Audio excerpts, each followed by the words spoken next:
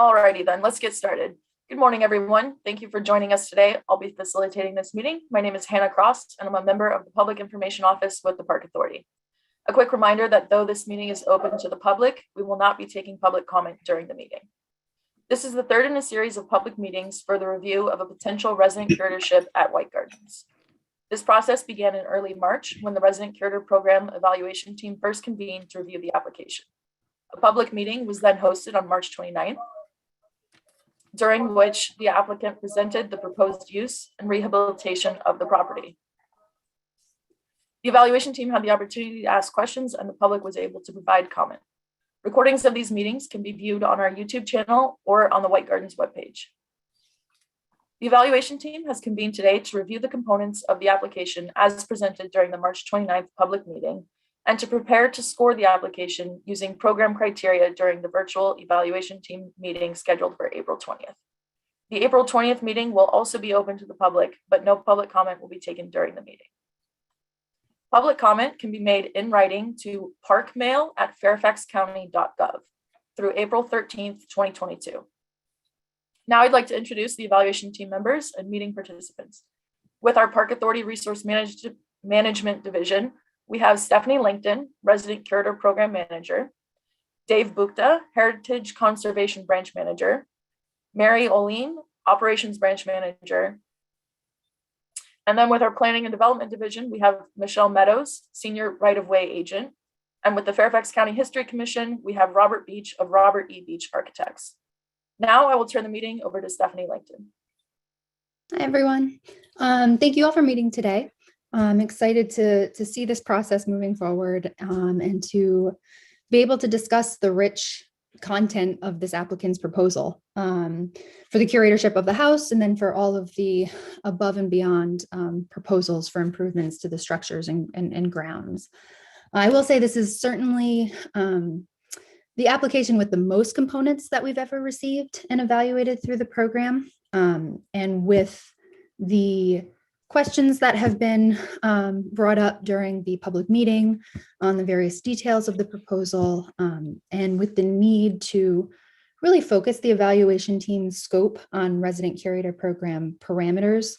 It'll be worth us taking some time today to frame our approach to evaluating the application, an approach that's fair and balanced and in keeping with the scope and parameters and intent of the program.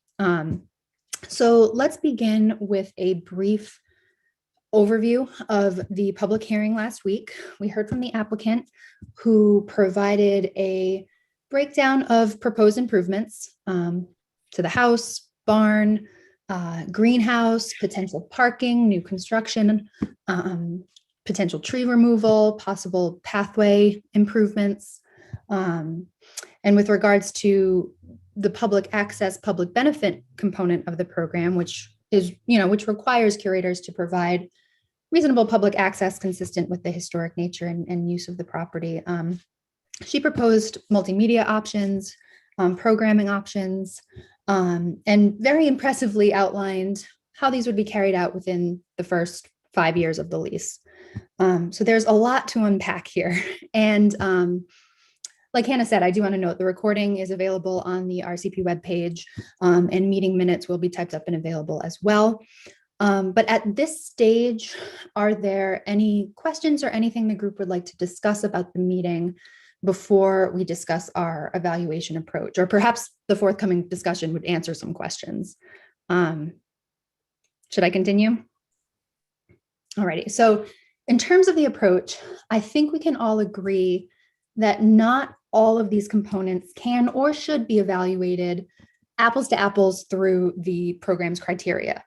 Rather, the application needs to be evaluated based on what the curator's primary role would be, and based on the program's primary objective and her proposals to meet that end. After all, the program it seeks out the best resident curator for each property, not necessarily park curator. So that's not to say that the added value above and beyond that, for what she proposes should be tossed aside. Not that we might not be interested in working with her on these additional projects, but we need to consider everything within what's appropriate for the curator program. And for those things that fall outside of the scope of the program, we can discuss, the means to include and explore those opportunities at a later date. So to that end, I did share an agenda with the group, and I made a little table, a little matrix on page 2 that might better characterize our approach. I'm a visual person, so I need to see everything kind of ordered on paper, and hopefully this will help the team as well. If we go through that, I've identified proposals that would, one, occur within the anticipated leased curator boundary, where we carve out land around the structures to include as part of the curator lease. And then I've also categorized proposed improvements that would occur outside of that leased property, namely parking, new facility, potential paths, potentially some of the proposed public benefits. So can we start there, if that's okay, and work our way up the table? I would consider these under this category, like I said, to be those that fall outside of the curator leased boundary as additional potential improvements that could or would go through other channels, maybe park foundation donation mechanisms, something like that, since, like I said, they fall out of the boundary, excuse me, and they have greater implications for the park and park management. Additionally, these improvements, the approval of these improvements would require their own due diligence involving various departments and stakeholder groups, perhaps additional public engagement, public comment needed on design, that sort of thing. And the RCP evaluation scoring process is not designed to evaluate these types of proposals. So for all these items that fall under this category of outside the scope of the curator boundary, I see the role of the evaluation team to address these items. The role would be to determine whether they are opportunities to be explored at a later date. And if so, should the applicant be selected, then language in the lease will reflect that, a separate approval process is needed should the curator decide to undertake these tasks at a later date. The only question I would have at this stage, if we frame it like that, is, we'd have to get sorted whether these improvements, these investments made outside the curator lease property would be credited to the curator through the program, in which case, the length of lease would be kind of extended through the program's formula with these additional dollars added to the overall curator investment. That's something that would have to get, addressed and sorted out. Are there any questions from the evaluation team at this point, that might need to be answered in advance of our final meeting to score the applications? Does that sound like a good approach for these additional items? Yeah. Okay. Yes. Stephanie, I guess the one concern in looking at this and how we respond to these is, how do these 3 items, the parking, the new facility, and the park pathway improvements, fit the master plan? And so in particular, the construction of that new facility, since the area where the house was is now developed as part of the horticulture collection. So where that facility goes would need to be reviewed on the master plan. It could go in that, I can't remember what they call the utility area, the designated where the parking is. But I think that we should make a note that for that particular project, would need to consult with those in planning and development about how that fits in the master plan and what would need to happen next. Certainly. Yeah, Yes. Mary, yeah, you're absolutely correct. That has to go through the park planning process, 100%. Although there was a plan at some point to have a visitor center in the house, so maybe that would help with that part of the master plan, is what I'm thinking. But so we'd have to go through it. Yeah, I'm thinking primarily the development piece. Yeah. I think the concept of it is probably readily accepted by everyone, but how we develop that is what we need to review. And that would be, should the applicant be selected as curator, language we can incorporate into the lease to designate, the separate channels, the separate review process that would be required at a later date. This is exactly what we did with Turner, if you'll recall, Mary.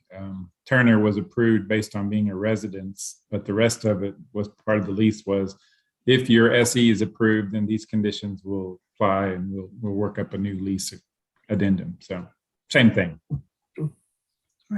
Right. So, and then the other piece, depending on what, the pathway improvements proposed are, if that is something that is, I don't know if it's donated, by the resident curator or whatever, that's something there's already a plan in place. There's a path in place. It's $10,000, would help us to maintain that path. I don't think that there's any plan to pave the path at this point with any kind of material, but work on that. Or there's that nice little brick walk, that could use some updating, straighten it out, clean it up, make it a little less weedy or whatever. That I think that's pretty reasonable. But that needs to be, that would probably be outside the scope, more in the gardens area, that we could just put some details to. Certainly. And what that process would entail for working out the details before anything is approved. Yeah. Right. Because that might be part of their access to the mailbox. If that's where they have the resident mailbox is in the same place that the Whites used. Good point. And it would be a similar approach to, I think, with the public benefit, public access proposals. I put those in both categories. You'll see it appears in the outside of the lease boundary, and it also appears inside the lease boundary, because we require it as a program in the lease boundary. But her proposals include, signage, multimedia interpretation, potentially working with Greenspring to enhance visitor experience.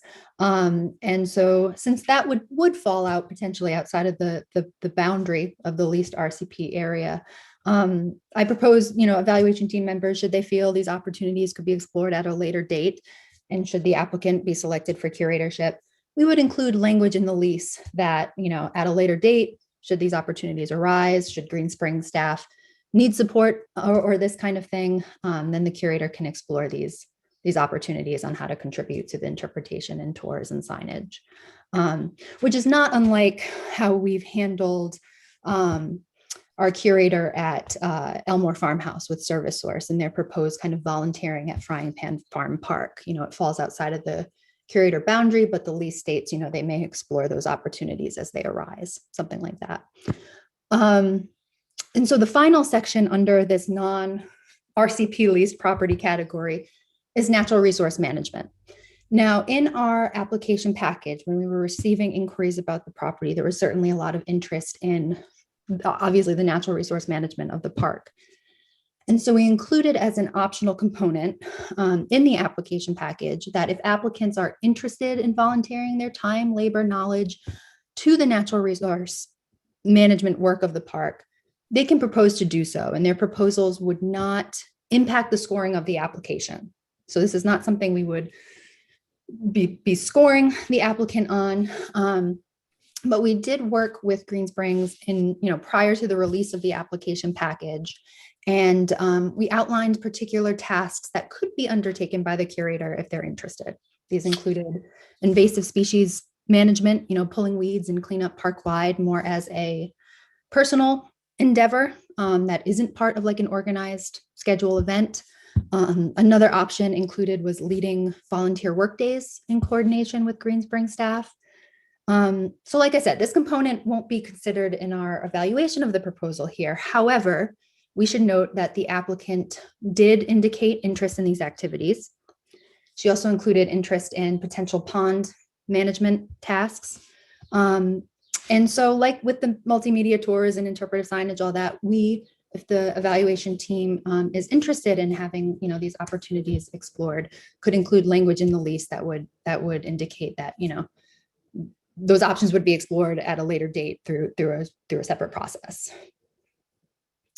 Are there any questions or any discussion at this stage that would, anything that would need to be answered to help us prepare to score the evaluation?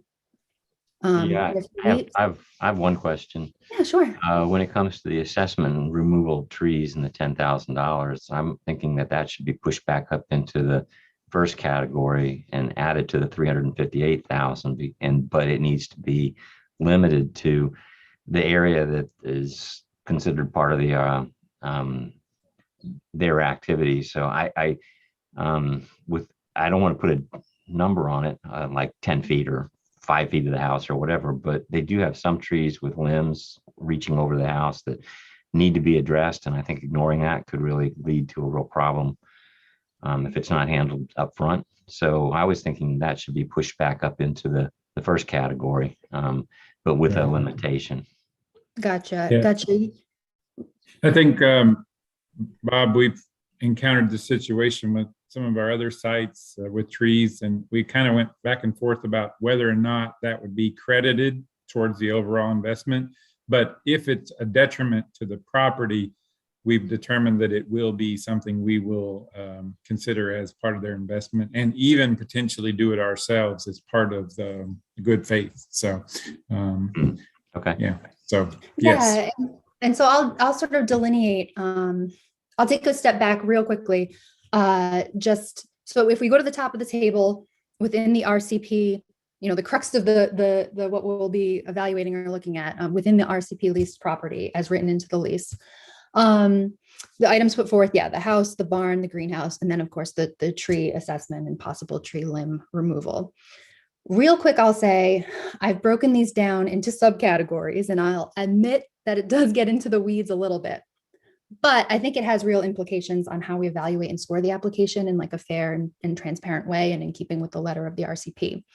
So real quick, I will just mention the 3 types of improvements that we outline in the lease.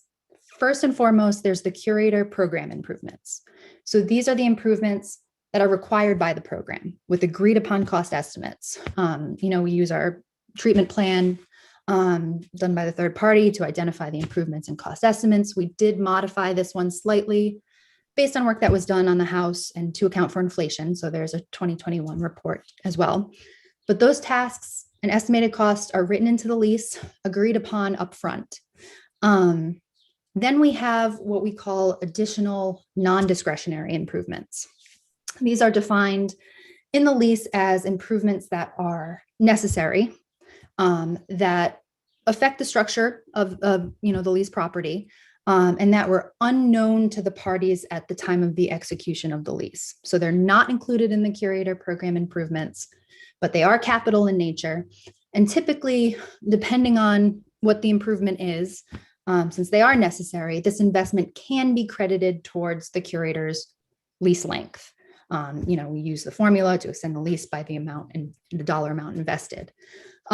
So like in a water infiltration issue that's come up, or a new structural issue that's been identified, or tree removal. So I've placed the proposed 10,000 to assess and remove dead, dying tree limbs that jeopardize the house in this category for a couple of reasons, and we can discuss.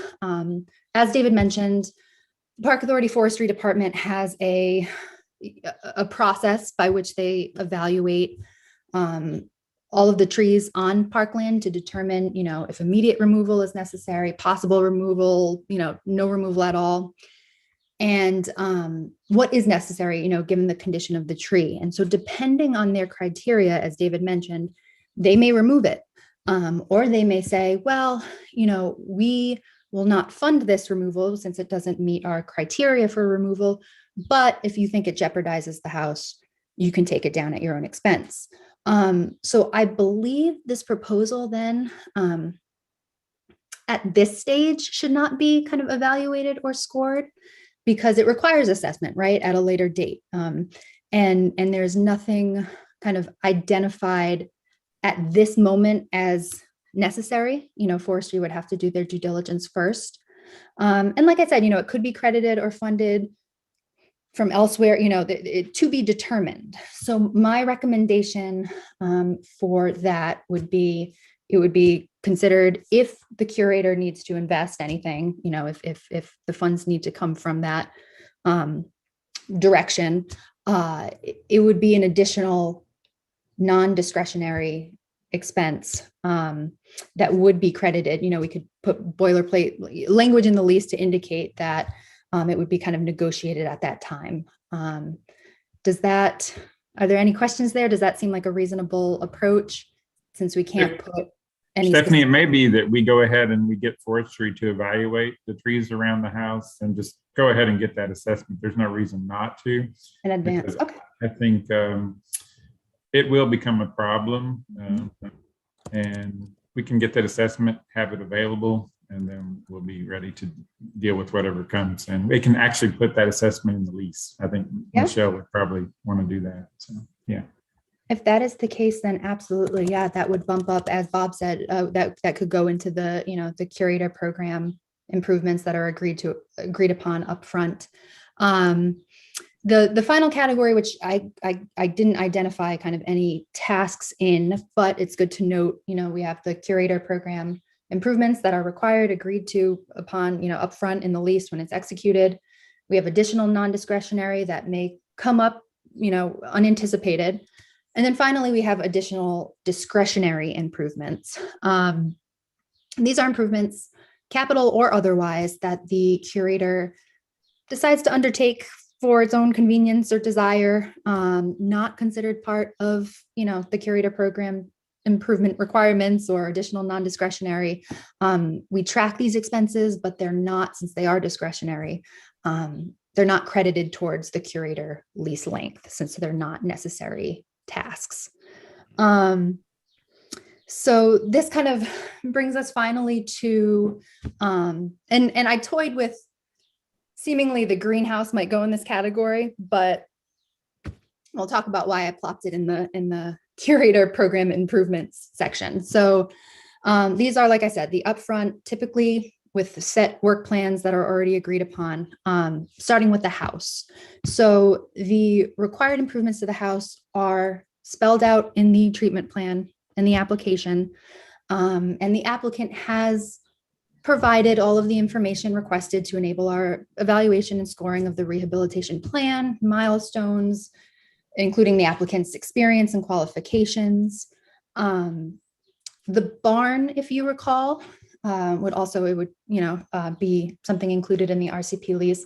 It was optional in the application package. So we indicated in the application package that should applicants be interested in use of the barn, there would be certain minimum improvements outlined by the treatment plan to address at least the priority concerns. The curator would have to undertake those in order to gain use of the barn. Yeah, now, I think it's important. Sorry, Stephanie. I think it's important to point out that we are very pleased that they did address the barn, because it's possible we would receive an application with nothing towards the barn, and we would, if it was the only application we had, then we would have to review it based on that. So it wouldn't be uncommon for us to receive something like that. So that's exactly, it's a good scenario for us. That's exactly right. And to that end too, I was toying with, okay, to be fair and balanced, if there were additional applicants, some might propose improvements to the barn while others would just focus on the house. And so we, at that point, at that stage, if there were multiple applicants, we would need to somehow evaluate apples to apples. And as a result, we would have to focus on the house and the scoring and evaluating. And then should the applicant meet or exceed our standards there, then we could assess the optional proposals. So my recommendation for the team and how we approach this would be, focus primarily at first on the house. Should the required work, as stated in the application for the improvements of the house, meet and exceed our standards during the scoring of the criteria, then we can turn to the barn proposal and make sure, that too is meeting the level of what is required for its use by the curator. Those minimum improvements. Does that make sense? Does the team agree? Okay. I have another question. Yeah, absolutely. What's our process for addressing the situation that might arise when you have a project that's got a curated lease calculated on a $368,000 property, and you find that due to rising costs and inflation and escalation, that they actually end up spending, much, much more than that to get the items that they've agreed to do done. Do we extend their lease by that amount, or do we have a problem when they don't have enough money to finish and the work doesn't get done? How is that handled? Well, we haven't had an issue with any of the existing situations in that sense. We would credit, I would imagine, if they're the way the lease is written is the curator agrees to the tasks that are required to, the improvements that are required, and any costs associated with those tasks are considered estimates. They're not requirements. And so that does provide flexibility in the lease to be able to credit, same if the curator couldn't, move in right away because there were certain things that needed to be done to make the house livable, we're able to extend. Let me provide just a little bit more clarity, Bob. The treatment plan that we put together has built-in concerns, for inflation, for cost adjustments over a 5 and 10-year period. So we can look at both of those as objectives down the road if we need to. I think we've seen in any of our scenarios with all of our curators that we've had to adjust things here and there for, something unexpected or something like that. So we wouldn't find these kind of things to be out of line. So. Yeah. Okay. So, well, I just brought up the concern because over the duration that we've been running this program, the economy's been pretty flat, pretty level, Yes. even. Yes. We're not in that scenario right now. So it could crop up to be an ugly animal. Well, materials can go up and, things like that. No, take the word can out. They are. Materials do go up. But Well, yeah, there's contingencies built into the treatment plan that we. When was the treatment plan done? For Margaret White 2 years ago.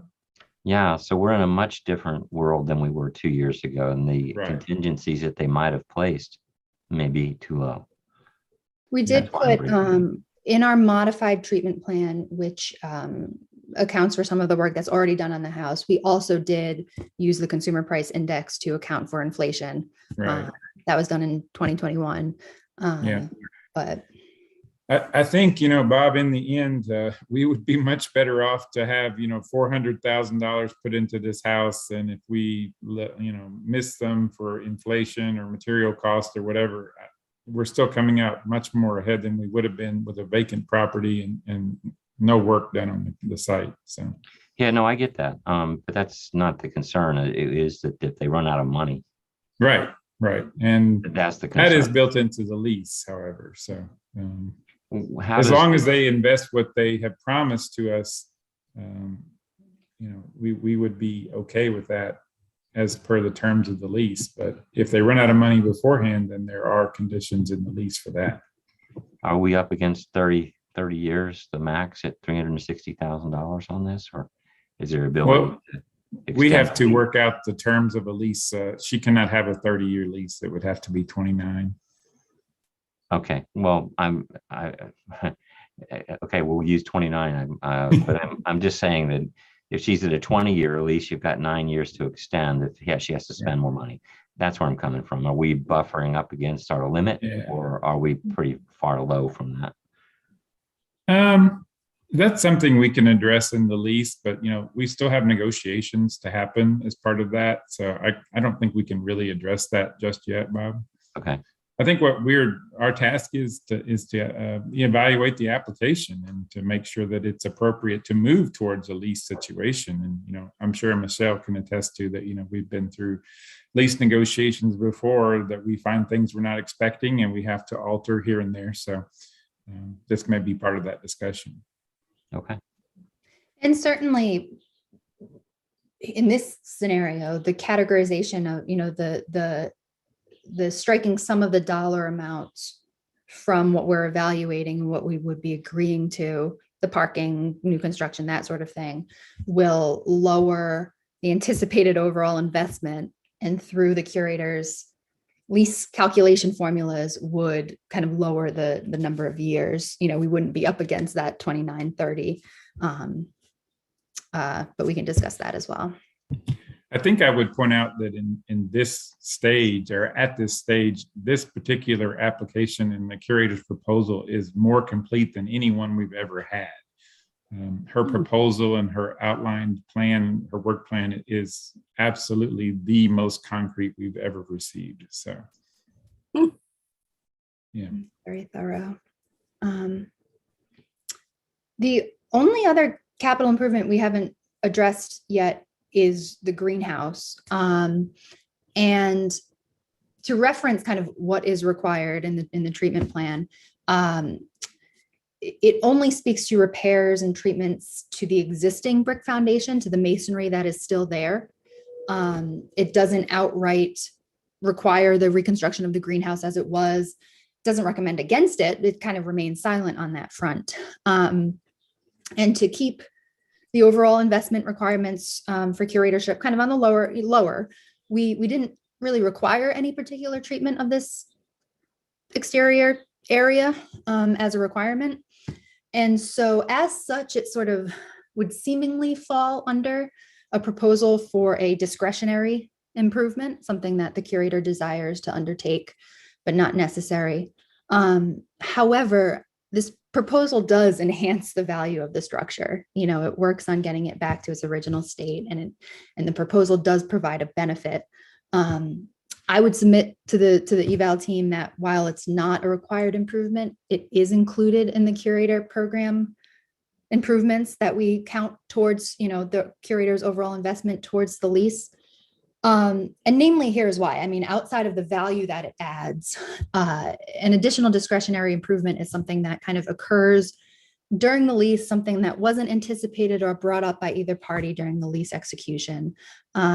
However, this proposal has been, it's brought to our attention for consideration, and if it can be agreed upon upfront and executed into the lease as a required component of the lease, then it could fall under that curator program improvements, requirement and count towards the curator's overall investment, overall lease length. So I propose that the evaluation team considers and scores, like I said, primarily the house. Should the house the plan for its rehabilitation meet and exceed our standards, we turn and assess the optional improvements. The barn with an existing work plan, the required improvements is included in the 2021 adjusted treatment plan. So we have something to measure her proposal against. And then the greenhouse, which at the moment doesn't have an itemized list of requirements. But, should it be a favorable proposal to the evaluation team, it could be written into the lease in such a way that, the current proposed cost estimate, $30,000, as part of the curator program improvements, any necessary costs exceeding that amount could be, credited towards the curator's overall lease, overall investment, and certainly include language that we do for any curator lease, wherein projects without designs and plans that are approved up front, there needs to be an approval of those plans, by the Park Authority, by RCP staff before any work can be carried out. So at this point with the lease, I would consider the greenhouse no longer kind of discretionary, but kind of on the same status as the barn, since it's kind of optional, not required, but included in the overall work plan. Does that seem like a reasonable approach? Does the eval team have any questions or concerns with kind of approaching it that way? I'm okay with that. I think as long as we have some requirements spelled out about the greenhouse, the shape of the greenhouse, and the kind of work that they do behind the scenes to propose whether is a glass glazed greenhouse like the previous one was, or is a Lexan glazed greenhouse okay? I mean, that kind of stuff. But I think as far as the concept, I am in agreement with that. I think she discussed in her proposal, Mary, that she wanted to go with even the original manufacturer of that greenhouse. So I really believe, based on what I have seen from her proposal and what she indicated in her presentation, that she wants to go with something very authentic there. And I think we should actually be very happy that there is a consideration to replace that greenhouse, because that's an extra expense that wouldn't go towards the house normally. But I strongly feel that we will contribute it towards the overall investment. Mm-hmm. So. Yeah. Well, And I don't think you can get a glass greenhouse structure on that house for 30,000. No. I agree, Bob. It's probably 50, 60. Yeah. Maybe more. 2x. Okay. Right. You're the architect. I'll go with Yeah. yours. Unfortunately, I know these things. Yeah. So I told her that. I told her that during the presentation, sort of. Yeah. So for this kind of thing, would we ask them to contact a company like Rao Brothers, which does the greenhouse they help maintain the greenhouse at Green Spring, as well as the one at the U.S. Botanic Garden, to provide some background information? I mean, for a cost, I mean, to get a company that is in the business of building greenhouses gotcha. and So maintaining greenhouses. So you're talking about like putting as much information together up front that we can review before we either, approve or select. Gotcha. To that end, she has provided, I wanted to make sure the parameters of our evaluation were agreed upon before we continue. And since we will be considering the greenhouse as something towards the curator improvements, she's provided me with additional information on some of the research she's done at this time. So following this meeting, what I can do is I can share that. And because it would be considered for review as part of, what the evaluation team is scoring, would need to post that as an addendum to the application online as well for public viewing. But it is additional information on reaching out to the Lord and Burnham. Was that the name of the Yeah, apparently right. that was it's now owned, the same mechanism, the same kind of machinery and techniques are owned by a different company now, and she's reached out to them. So I can share those details in advance of the April 20th meeting, so that we can follow up with any questions or additional information we might need for that 20th meeting. That'd be great. That's good. Absolutely. And I guess the final sections of the agenda we can kind of move through swiftly. I mean, I included the length of lease considerations, of course, because like we said, the removal of some of these dollar amounts as written, the applicant proposes, I want to say just shy of 470,000. And initially she wanted a 30-year lease. And as we know, we talked about the highest we can go is 29, since certain, as I understand it, certain legal considerations come into play when you reach the 30 mark. But as we started removing these dollar amounts from the equation, the parking, the new construction, we're left with just shy of 360,000. So in using our lease length formula, which is available for viewing in the application package and online, we kind of go from 29 years to 24 years if we include the house, the barn, and the greenhouse. Now, as we mentioned, we will be pursuing forestry's assessment of the trees. So that 10,000 may, depending on what they come back with and what they agree should be removed, they agree to move, they want us to, that dollar amount might be factored in as well. But so that's just something to be aware of as well, is that we've gone from 29 to 24 years, and would have to kind of work with should we select this applicant, work with them on kind of agreeing to that, to kind of lowering the amount of years. A question, Stephanie, as far as having forestry evaluate the trees, I mean, the big white oak in the backyard is certainly a key concern. There's a couple of specimens that are planted around the greenhouse foundation that were originally ornamental plants. Do they evaluate those as well? Or like there's a downed arborvitae that's it's sort of semi in the ground, and maybe a couple other things that are around that particular side of the house. Well, yeah, we could, I could consult with, because you know better than I would of what trees we would want to assess, and we can put in a work order for that. My familiarity with this process is just, you know, trees cutting at the stump. I don't know how they address like roots or, you know, that sort of thing. So if there are other issues than just cutting limbs or cutting at the stump, we'll have to see what their process is for that. But yeah, we can gather that information and put in a work order to address all concerns up front. Mary, we have to be concerned from a ground disturbance standpoint with tree removal at this site particularly. Right. No, I was thinking, I mean, cutting at the ground, I mean, just evaluate. I mean, that tree is still semi-alive, I guess, but just looks awful. From our past experience, forestry will assess whatever we ask them to. Okay. They won't assess they won't look at what we don't ask them to. Okay. So yeah, we can compile a list and get a work order in for assessment. Whether it would be ready by the 20th or not, I'm not sure, but we can get the ball rolling. Yeah, sounds good. And I think that's it. I mean, the only other items on the agenda I included were the criteria we'll be using to evaluate in the upcoming weeks. If there's any kind of, if looking at them sparks any questions or anything we might need more information on before we're able to evaluate. But other than that, that sort of completes my long-winded, I'm so sorry, kind of approach. Are there any other questions or anything, you know, I could get more information on at this stage?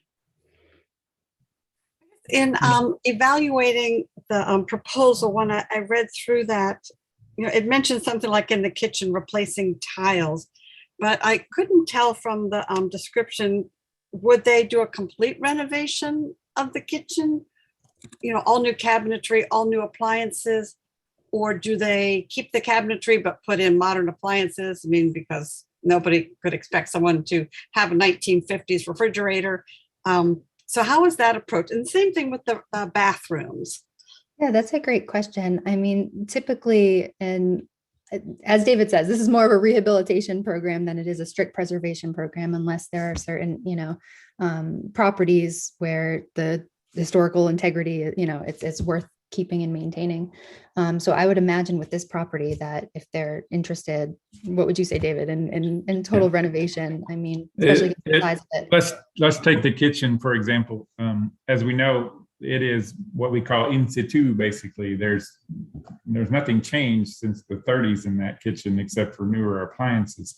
So if she comes in, this applicant or any applicant, and says, well, you know, I would like to keep this cabinetry, but I have to put in modern appliances, new floor, whatever. Great. But if they decide to take out the cabinetry, we'd probably let them. What we would probably do is just document it a little more than we already have and just let it go, because I'm not going to force anybody in this program to not have the opportunity to rehabilitate a home to be to their standards. We want it to be something that we can have in the future as a potential use. And, you know, if that cabinetry is part of that, then that's fine. But if it's not, then that's okay too, because as Stephanie said, we need to consider this program as a rehabilitation program, not a strong preservation program. If it was, you know, Leahy, then that may be a little bit different story. Or if it's at another site that has a stronger integrity in terms of the value of the house, then we might look at that differently. But in this case, just like Elmore, just like Turner, you know, there's a modern kitchen at Turner now. So, you know, same thing. We have to follow it the same way we would with any other property. Okay, that's good. Thank you. Yep.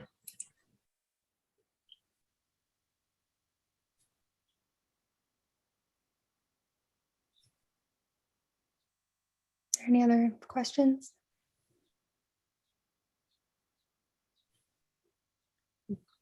Okay, I think we're good to go. I got my homework. I'll be following up with you, Mary, with the trees. We can identify what we would need to be, what would need to be assessed, providing the additional greenhouse information that the applicant has submitted to me, making that available for public viewing. Then if anything else comes up in the interim, please feel free to reach out. Thank you. Thank you all. All right, that concludes our meeting then. Thank you again to those watching at home for your interest in historic preservation in Fairfax County and the resident curator program. A reminder that we are accepting written comments until April 13th. You can email those to parkmail@fairfaxcounty.gov. Enjoy the rest of your day. Bye, everyone.